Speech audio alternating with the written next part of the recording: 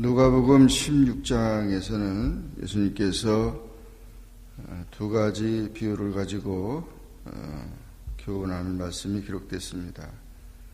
하나는 불의한 청지기의 비유에 대한 말씀이고, 두 번째는 부자와 거지 나사로의 비유에 대해서 말씀했습니다. 어떤 부자가 청지기가 있는데 그 주인의 소유를 낭비한다는 말이 주인에게 들려서 내 보더니를 세마라, 청지기 직무를 계속 하지 못하겠다, 이렇게 이제 소문이 들려서 청지기가 그 말을 들으니까 이제 땅을 파자니 힘이 없고 빌어먹자니 부끄러워서 어떻게 해야 될까 생각하다가 오히려 내가 할 일을 알았도다 하면서 주인에게 빚진 자를 일일이 불러다가 그들의 빚을 이제 다 적게 이렇게 감해 준 것입니다. 그래서 한 사람은 기름이 100마리라 그러는데 내 증서에 써서 50이라 쓰고, 또 밀 100석이다 그랬더니 80이라고 쓰라. 결국 이렇게 어려운 이웃들을 돌보다 보니까 그들이 나중에 내가 청지기 직분을 끝내면 결국 그들이 나를 기억하지 않겠냐 하는 것입니다. 오히려 주인은, 예수님은 이 비유를 통해서 이 옳지 않은 청지기의 지혜 있는 모습을 보라. 물론 이 청지기가 잘한 거 아닌데, 그 자기의 삶에 대해서 그 문제를 해결하는 지혜를 가졌다는 것이죠. 그래서 오히려 재물을 가지고, 불의한 재물을 가지고 친구를 사귀는 그런 일을 했다는 것입니다. 그러므로 이 세상의 모든 재물 자체가 불의한 건 아니지만 그런 재물을 사용하는 사람들의 마음이 다 불의한 것이죠. 그래서 이런 재물은 하나님을 섬기는 도구가 되어야 된다. 재물이 주인이 돼가지고 돈의 노예가 되면 안 된다는 것이죠. 지금 물질주의 시대가 돼서 결국 모든 것을 재물을 앞세우고, 무슨 일을 하더라도 일하는 게 중요한 게 아니고 그 돈 얼마 받냐고 그런 얘기가 더 중요한 이런 시대가 되어버리고 있어서 돈은 수단이지 목적이 아니라는 것이죠. 그런 모든 것들을 가지고 오히려 더 이제 친구를 사귀면은 더 귀하다. 이것은 뭐냐면, 친구를 사귄다는 말은 예수님을 의미하는 것이고 영적인 일들을 말하는 것입니다.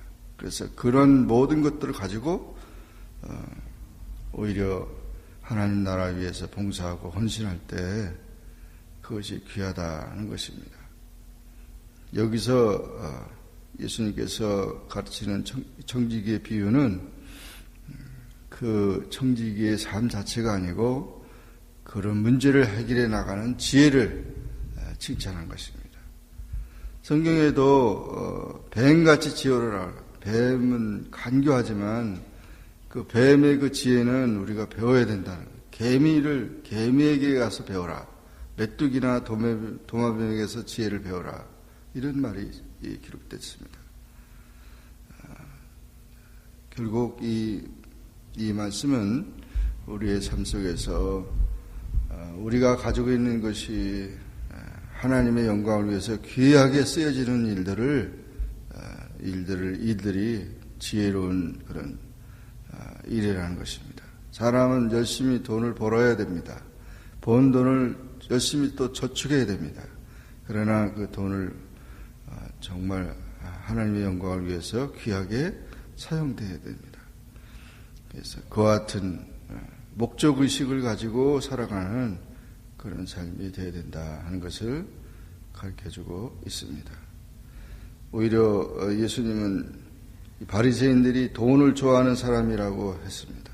그리고 이 사람들은 이런 얘기 들으니까 비웃었는데 오히려 예수님은 이 바리새인들을 이 사람들은 하나님보다 돈을 더 사랑하는 자다고 책망을 하셨고, 또 너희 마음을 하나님께서 아시는데 하나님 앞에 미움을 받는 것이다, 이렇게 얘기를 했습니다. 우리의 삶 속에서 지혜로운 그런 선택과 지혜로운 그런 삶이 중요한 것을 가르쳐주고 있는 것입니다. 19절 이하에서는 부자와 거지 나사로의 비유를 통해서 천국에 대한 삶을, 지옥에 대한 삶을 교훈해 줬습니다.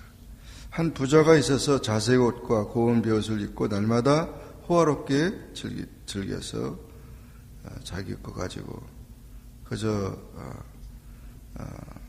자신의 탐욕과 사치의 삶을 살아가는데, 그 집 대문 앞에 이 거지 나사로가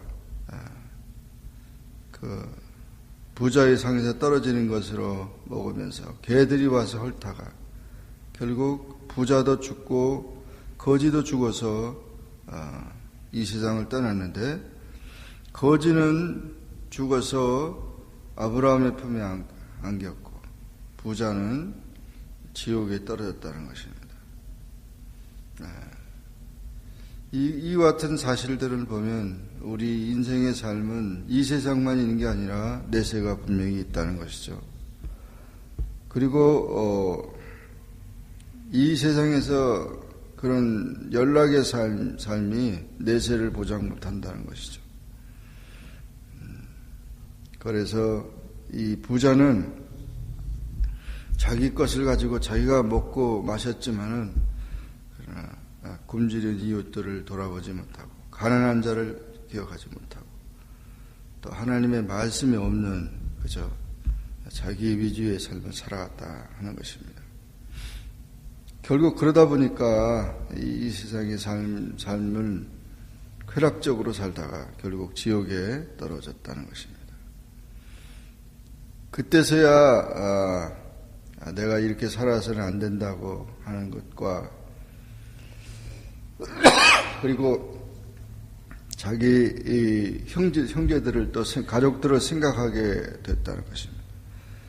형제 5이 있는데 이 고통받는 곳에 오지 않게 해달라고, 결국 이 형제 5도 지금 똑같이 그렇게 살아가고 있다는 얘기죠. 그러지 우리 정말 천국을 사모하고 사는 우리 삶이 이 세상에서 어떻게 살아야 될 것인지 절제하고, 또 하나님 말씀에 순종하고 가난한 이웃들을 돌보고 하나님의 은혜 가운데 사는 그 천국의 삶이 준비가 되어야 된다는 사실을 보여주고 있습니다. 그러면서 이제 죽은 자가 회개할 수 없다는 이야기를 보여주고 있고, 그리고 죽은 자가 결국 그 산자에게 와서 전도할 수 없다는 것을 얘기를 하고 있습니다. 산자가 전도해야 되고, 모세와 선지자 그 성경을 가진 자가, 하나님의 말씀이 그들의 영혼들을 이제 준비시키게 한다는 것을 보여주고 있습니다. 지옥은 기도의 응답이 없는 것입니다. 아무런 희망이 없는 것입니다. 그러므로 죽은 자와 산자가 의사가 교환될 수가 없고 결국 정말 이 산자의 삶은 산자의 삶이고 죽은 자의 삶은 죽은 자의 삶일 뿐입니다. 우리는 죽음으로써 인생이 모든 것이 끝나는 것이 아닙니다. 오히려 성도의 죽음을 기증히 보이신다고 말씀하셨고, 주 안에 죽는 자들이 복이 있다고 했고, 인간은 반드시 죽는데 그 사후에도 분명히 낙원과 지옥의 삶이 있다는 것을 보여주고 있는 것입니다. 그러므로 우리는 천국의 삶을 목적하며 늘 우리 삶을 돌아보고 또한 말씀에 순종하며 하나님을 사랑하고 이웃을 사랑하는 그런 삶으로 나가야 될 것입니다. 오늘도 우리는 이와 같은 주의 말씀에 따라서 지혜를 얻고 또 생명을 얻고 천국의 삶을 사는 우리 모두가 되기를 주의 이름으로 축원합니다. 기도하겠습니다. 주님 감사합니다. 오늘도 주님의 은혜 가운데 기도하게 하시고 하나님의 사랑 안에 거하게 하시니 감사합니다.